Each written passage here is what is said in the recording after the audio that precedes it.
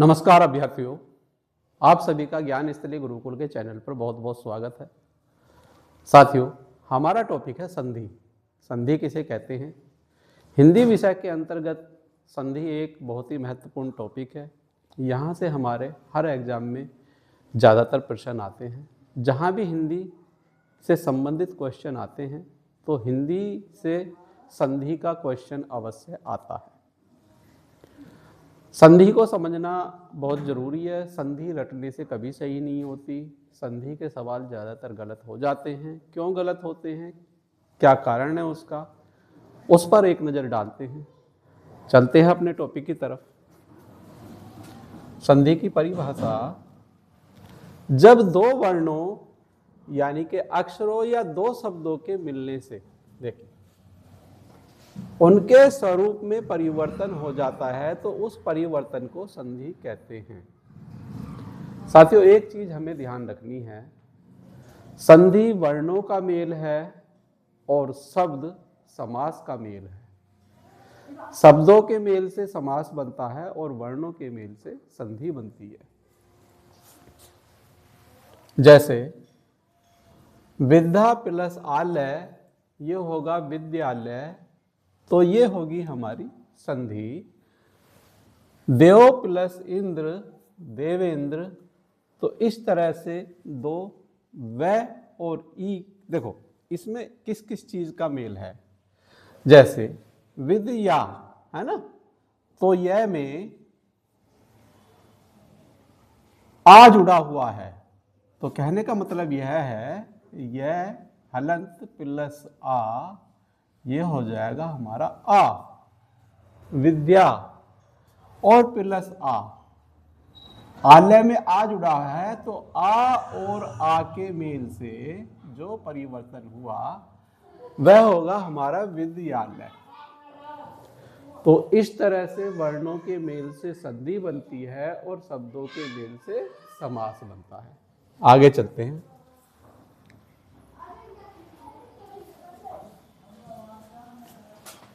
संधि के तीन प्रकार होते हैं। साथियों, यदि आपने संधि से संबंधित हमारी यह वीडियो देख ली तो आपको आने वाले समय में कोई दिक्कत नहीं होने वाली है। स्वर संधि से बहुत ज़्यादा क्वेश्चन आते हैं, व्यंजन संधि से भी क्वेश्चन आते हैं और विसर्ग से भी आते हैं, लेकिन हमारी गलतियां सबसे ज़्यादा स्वर संधि में होती हैं।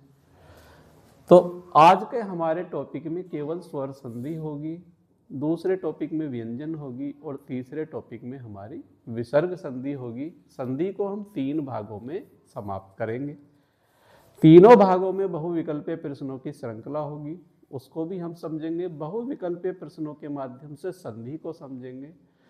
एक बार आपने वीडियो देख ली, फिर आप उसकी प्रैक्टिस कर लेना, किसी भी नोटबुक से कर लेना, किसी भी बुक से कर लेना, किसी भी प्रैक्टिस सेट से कर लेना, आपके सवाल ज़्यादातर सही होंगे।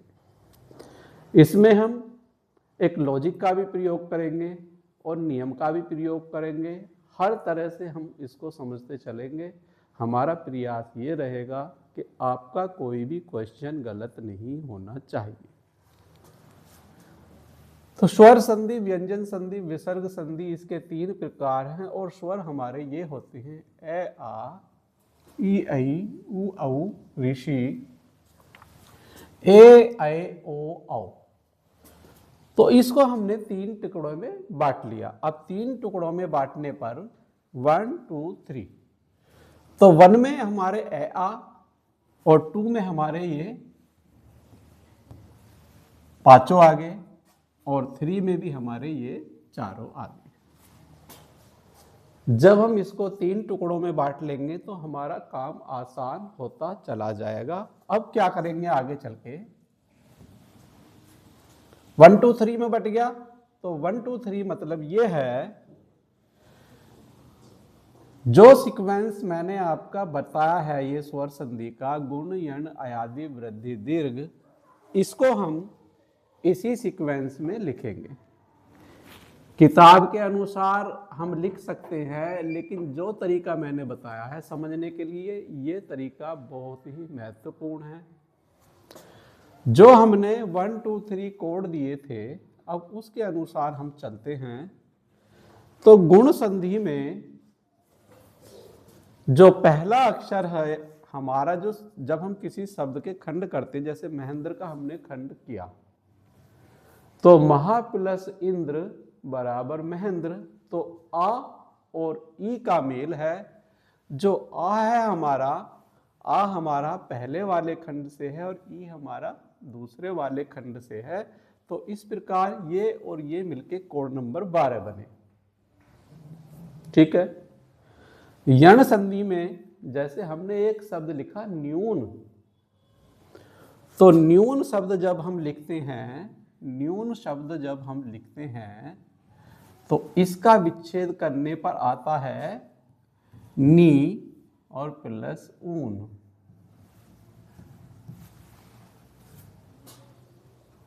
जब विच्छेद करने पर ई और ऊ आते हैं तो ये है हमारा यण संधि, यानी कि ई आगा कोड नंबर 2 से और औ भी हमारा आ गया कोड नंबर 2 से। खास बात यह होती है पहले शब्द के अंतिम वर्ण से और वर्ण में भी स्वर से हम स्वर संधि की पहचान करते हैं। पहले शब्द का अंतिम वर्ण कोड नंबर 1, 2, 3 जिससे भी होता है, खास तौर से उसके अनुसार पहचान की जाती है। तो यण संधि में कोड नंबर 2 से पहला वर्ण आपका बनता है पहले शब्द का अंतिम वर्ण। तो न्यून के अनुसार आपने समझ लिया। अब चलते हैं, आगे चलते हैं। इसी तरह से अयादि संधि है, इसी तरह से वृद्धि संधि है, इसी तरह से दीर्घ संधि है। एक एक करके समझते हैं, फिर दोबारा समझते हैं। जैसे महेंद्र, इसको हम समझते हैं, यह है जैसे महा प्लस इंद्र, तो इसमें आ और ई का मेल है जैसे प्रतिदिन, तो इसमें प्रति में ई हमारा छोटा वाला प्लस दिन, तो यहां भी हमारा ये वाला है। लेकिन एक खास बात इसमें यह है, जब हम प्रतिदिन लिखते हैं तो इसकी पहचान के लिए जिन शब्दों में, जैसे ये इसमें आधा व्यंजन रह आया हुआ है, आधा व्यंजन ये वाला आया हुआ है, मतलब शुद्ध व्यंजन आया हुआ है, तो शुद्ध व्यंजन जहां आता है, जैसे ये हमारा रै की मात्रा पै में लगी हुई है, या अन्य व्यंजन भी इसी तरह से शुद्ध रूप में आते हैं, तो वहां हमारी यण संधि होती है। जैसे एक शब्द में और लिखूं, व्यूह। जब हम व्यूह को लिखते हैं तो ये जो हमारा वह है, ये शुद्ध व्यंजन है, देखने में आधा व्यंजन लग रहा है। तो इस तरह के शब्द हमारे यण संधि में आते हैं। किसी भी शब्द में जो आधे व्यंजन है या शुद्ध रूप में जो लिखे हुए हैं, वो हमारे यण संधि में ज्यादातर आते हैं। गुण संधि की भी मैं आपको पहचान बता दूं। गुण संधि में जिन शब्दों के ऊपर एक मात्रा लगी होती है, महेंद्र के ऊपर एक मात्रा लगी हुई है, तो ये हमारे गुण संधि में आते हैं। अयादि संधि पे जाएं तो जैसे इसका जब विच्छेद करते हैं तो नैन ने प्लस अन आता है। जब ने प्लस अन आता है तो कहने का मतलब है ए प्लस ए का मेल है ये, और ए और ए मिलके बनाते हैं ये, तो ये होगा हमारा नैन। एक पहचान इसकी है। दूसरा तरीका इसका ये है, अयादि में 3 अक्षर हैं, अयादि में 3 अक्षर हैं और ये ज्यादातर शब्द 3 अक्षर या 3 वर्णों से ही बनते हैं, जैसे चैन,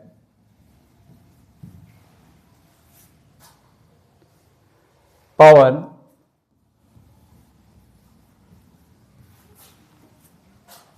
तो इस तरह से हमें ये समझना है। आगे चलते हैं।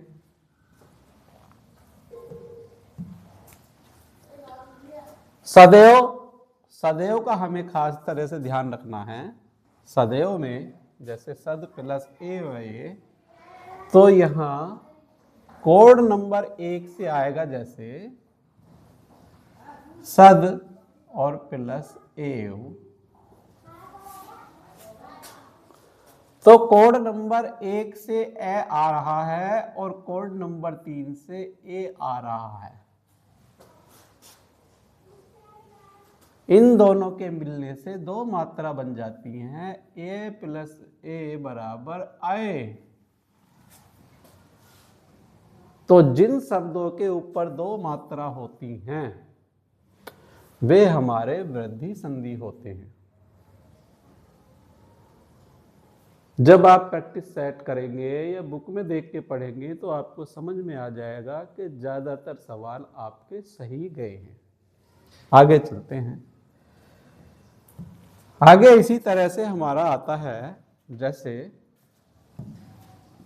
पुस्तकालय। अब पुस्तकालय के लिए हमने 3 तरह से 1 1 2 2 3 3 करके बताया है। तो इसका मतलब ये है, जैसे देखो मैं इसके माध्यम से आपको समझाता हूं। जैसे पुस्तक और प्लस आलय, है ना, पुस्तक प्लस आलय,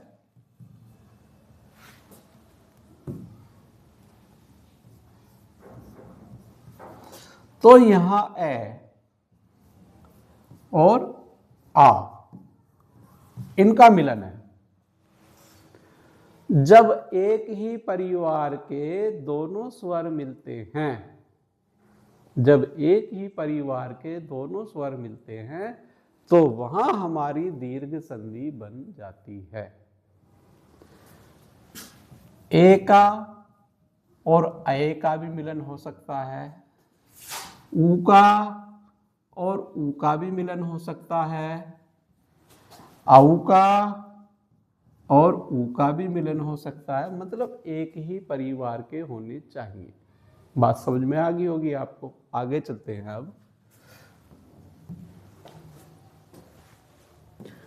गुण संधि नियम यह कहता है, जब ई और आई के स्थान पर ए और औ, ऊ और औ के स्थान पर ओ आ जाए तो गुण संधि बनती है। साथियों, नियम याद नहीं रहते हैं, नियम याद नहीं रहते हैं। संधि की जब आप प्रैक्टिस करते हैं तभी आपके याद होती है। इसकी मैंने ट्रिक लिख दी है। जिन शब्दों पर एक मात्रा होती है वे ज्यादातर गुण संधि होते हैं। महेंद्र, गजेंद्र, इस तरह से जो एक मात्रा वाले शब्द हैं वो हमारे गुण संधि में आएंगे। देवेंद्र, नर प्लस उपकार, तो ये हो जाएगा हमारा नरोपकार। ये नोपकार होगा, ये है ना, तो इसको हम सही कर लेंगे, नरोपकार। तो इस तरह से गुरु प्लस उपदेश, गुरोपदेश, तो ये हमारे एक मात्रा है, एक मात्रा, एक मात्रा, एक एक मात्रा, इस तरह से हमारी आती है। आगे चलते हैं। यण संधि नियम ये कहता है, जब ई, आई, ऊ और औ ऋषि के स्थान पर क्रमशः य, व, र हो जाए तो उसे यण संधि कहते हैं। नियम हमें याद नहीं रहता है, बस पहचान उसकी यही है कि देखिए प्रति प्लस एक, तो ये होगा प्रत्येक, और प्रत्येक में आधा तय और पै में र हमारा लगा हुआ है। तो हमारे ये शुद्ध व्यंजन या आधे व्यंजन हम जैसे बोलते हैं अपने व्यवहारिक रूप से, तो इस तरह के आपके यण संधि में आते हैं। गुरु प्लस उपदेश, है ना, तो ये हो जाएगा हमारा गुरु प्लस उपदेश,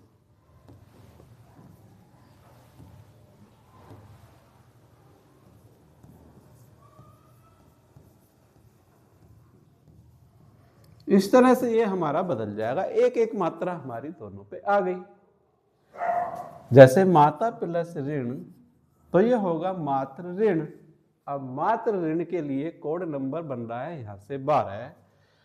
आ और ऋषि का मेल है, तो ये हमारे मात्र ऋण हम इस तरह संधि करते हैं। तो ये हमारे आपकी यण संधि है। दूसरा, तय में आधा रह लगा हुआ है, तो इससे भी हमें पहचान पड़ रही है।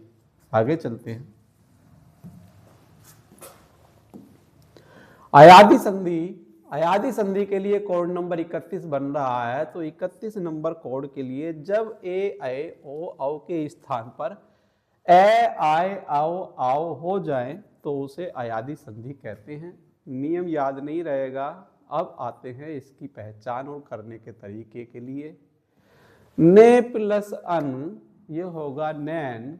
तो न के और अन के, ये इनको मिला के तीन हमारे, देखो तीन हमारे वर्ण या अक्षर बनते हैं। तीन हमारे वर्ण या अक्षर बनते हैं। तीन ज्यादातर आपके इसी तरह के होते हैं।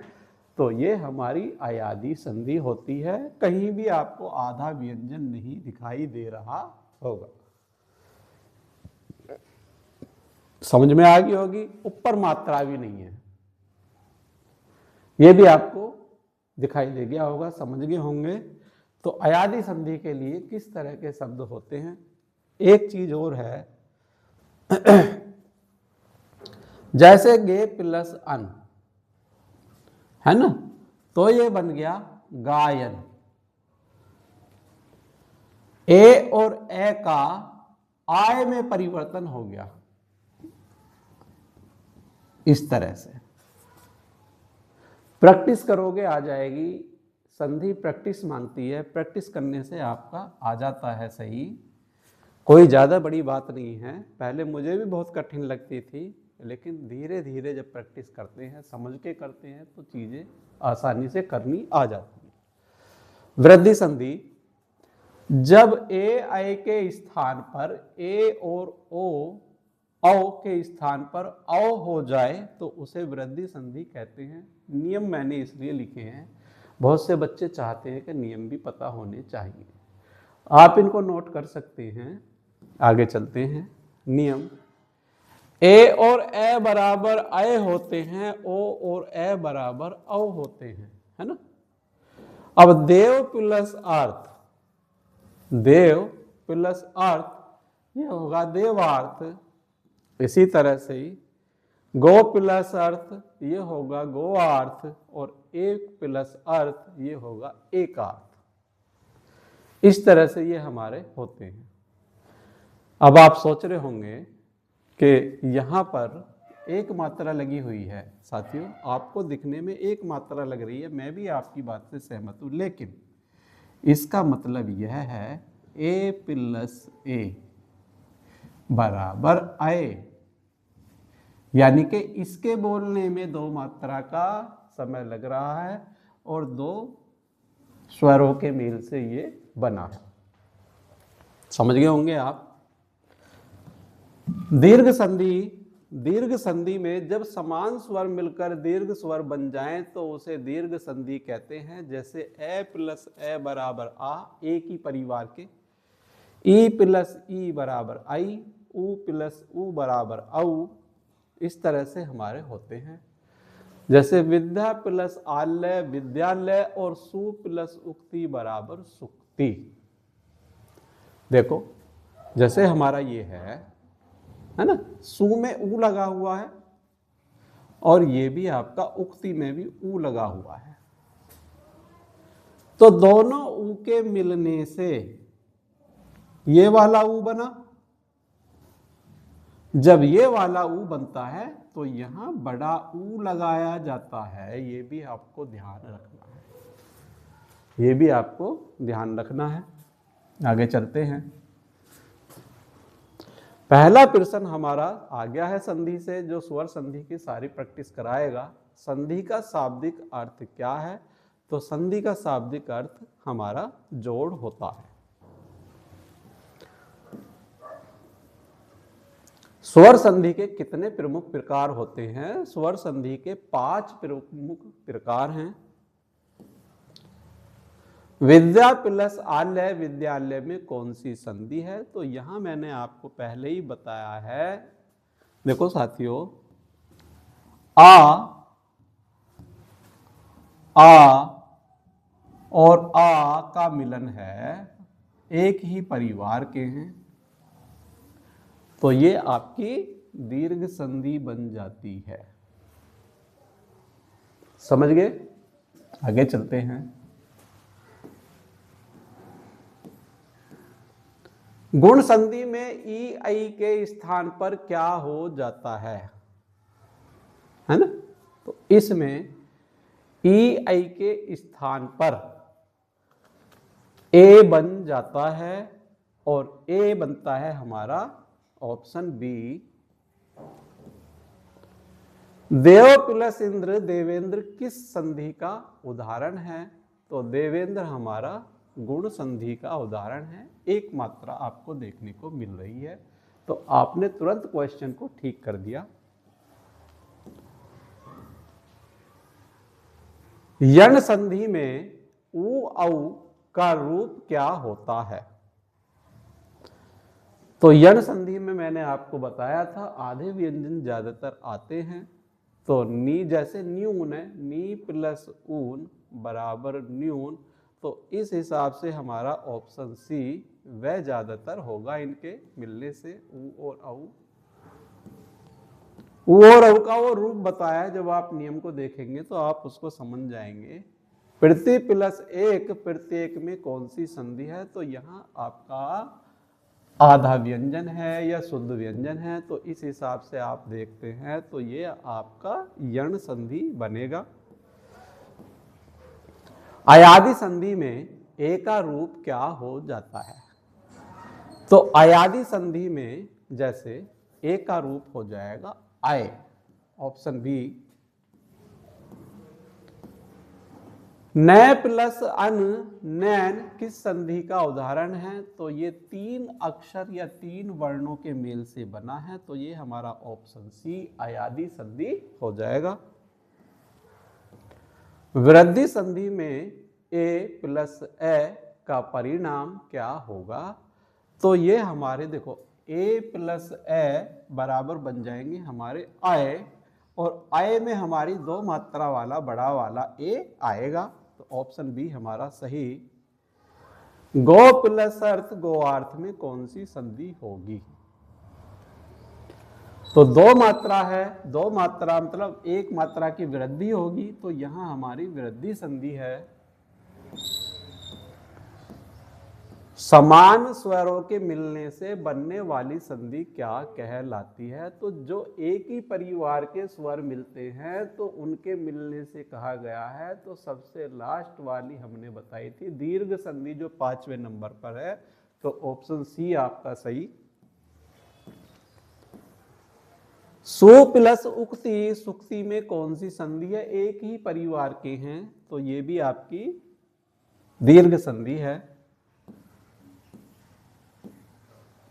यण संधि में ऋषि का रूप क्या होता है? तो यण संधि की बात है तो रै होता है, ये रै ऋषि बोला जाता है, तो ये ऑप्शन सी। सु प्लस आगत आधा स लगा हुआ है, तो तुरंत समझ जाना कौन सा हो सकता है। तो सु प्लस आगत से यह आगा आपका यण संधि, ऑप्शन सी। ओ के स्थान पर अब किस संधि में होता है? तो ओ के स्थान पर अब जो होता है आपको ये होता है आपका सी अयादि संधि में। नियमावली के अनुसार कुछ चीजें हमें देखनी होंगी, एक बार हम नियमावली को देख लेंगे तो यहाँ पर सारी चीजें आपकी समझ में आ जाएंगी। वीडियो ज़्यादा लंबा ना हो इसलिए मैंने उन चीज़ों को थोड़ा छोड़ के आगे बढ़ के आपको मेन चीज़ समझाने की कोशिश करी है, तो आप उनको दोबारा देख सकते हैं। एक प्लस अर्थ एक अर्थ में कौन सी संधि है? तो एक अर्थ में देखिए यहां आपके मैंने आपको अभी बताया था, आप एक मात्रा देख रहे हैं, आपके देखने का नजरिया एक मात्रा है, लेकिन ये एक मात्रा नहीं है, ये ए और ए मिलकर 2 मात्रा का समय है। तो ये आपका दो मात्रा के काम कर रही है, तो ये आपकी जहाँ दो मात्रा है वहाँ आपका वृद्धि संधि होती है। तो ऑप्शन हमारा वृद्धि संधि, ऑप्शन बी। गुण संधि में उ औ के स्थान पर क्या होता है? तो गुण संधि की बात कर रही है, तो गुण संधि में ऑप्शन सी ओ हो जाता है। जैसे आपकी गुरु प्लस उपदेश, मैं आपको बताता हूं।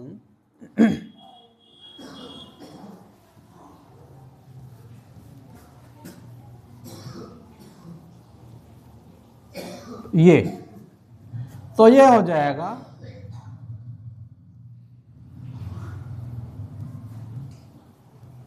इस तरह से, ओ में बदल जाएगा ये। तो इस तरह से यहां एक मात्रा आ रही है, तो इस हिसाब से ये हमारा ऑप्शन सी होगा, ओ होगा यहां पर। रज प्लस इंद्र एक मात्रा है, राजेंद्र, राजेंद्र किस संधि का उदाहरण था? ये आपका गुण संधि का उदाहरण होगा। आंख बंद करके लगा देना, क्वेश्चन आपका ठीक जाएगा। निम्न में से कौन सा यण संधि का सही रूप है? तो यण संधि में आपने देखा होगा आधे व्यंजन आते हैं, और आधे व्यंजन के लिए आपका ऑप्शन देखो, यहां आपका शुद्ध व्यंजन लिखा हुआ है, और यह इसका बिल्कुल सही आंसर होगा। साथियों, स्वर संधि से हमारे सारी चीजें कवर हो गई हैं। संधि से संबंधित यह टॉपिक आपको अच्छा लगा है, वीडियो अच्छी समझी आपने, तो वीडियो को लाइक कीजिए और वीडियो को शेयर कीजिए, और यदि आपने हमारा चैनल सब्सक्राइब नहीं किया है तो चैनल को सब्सक्राइब कीजिए। यदि आपने हमारे चैनल पर हिंदी को पढ़ा, तो हिंदी से आने वाले क्वेश्चन आपके 100% नहीं तो ज़्यादातर क्वेश्चन आपके ठीक जाते हैं। एक दो क्वेश्चन को मैं नहीं कहता जहां राइटर वगैरह आते हैं, लेकिन जहां हिंदी व्याकरण आती है, हिंदी व्याकरण के ज़्यादातर स्टूडेंट के क्वेश्चन ठीक जाते हैं। ये हमारा अनुभव है, हमें बच्चों ने बताया भी है। जैसे यूपीएसआई में क्वेश्चन आते हैं, तो यूपीएसआई क्वेश्चन के जो पेपर हैं उसमें हिंदी वाले पोर्शन से हमारे बच्चे 2-3 क्वेश्चन, 4 क्वेश्चन छोड़ के ज़्यादातर क्वेश्चन ठीक करके आते हैं। तो हिंदी की वीडियो आप देखिए, हिंदी से आपको यूपीएसआई में, यूपी लेखपाल में, उत्तर प्रदेश पुलिस में बहुत ज़्यादा हेल्प मिलने वाली है। लॉजिक के आधार पर हम हिंदी को पढ़ाते हैं, रटने का कोई हमारे पास तरीका नहीं है, ना हम किसी को रटने की सलाह देते हैं। हिंदी व्याकरण रटने से नहीं आती है, हिंदी व्याकरण समझने से आती है। इसमें रूलिंग है और इसमें कुछ ट्रिक्स भी हैं जिनका उपयोग करके हम अपने क्वेश्चन को ठीक करते हैं। तो साथियों, मिलते हैं नई वीडियो के साथ, तब तक के लिए जय हिंद, जय भारत, धन्यवाद साथियों।